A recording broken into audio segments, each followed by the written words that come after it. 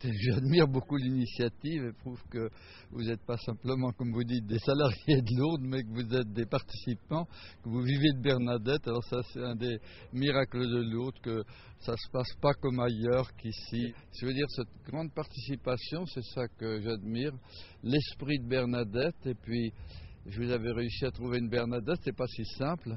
Et Camille. Oui, une Bernadette qui est un petit peu plus jeune, parce que sans quoi elle aurait été trop grande. Ah oui. Parce que Bernadette mesure 42-43, alors là, à 11 ans, elle était de la bonne taille, à peu près 40, un petit peu plus petite que de Bernadette, mais c'est mieux parce que Bernadette, vous voyez, la Vierge lui apparaissait encore plus petite qu'elle.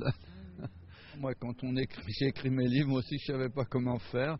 J'étais tout surpris que Monseigneur Théas me demandait ça.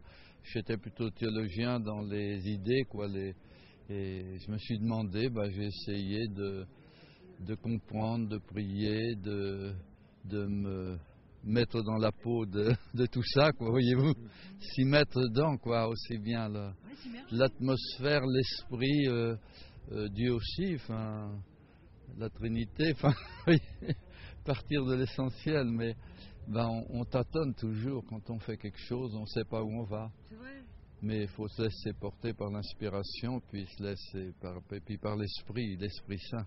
Et c'est quand même très réconfortant de savoir que le Christ a eu des limites, qu'il a souffert, que sur la croix, dans la souffrance qui fait qu'on est perdu, qu'on ne sait plus qui on est, il se sentait abandonné de Dieu dans son humanité, comme pas mal de gens.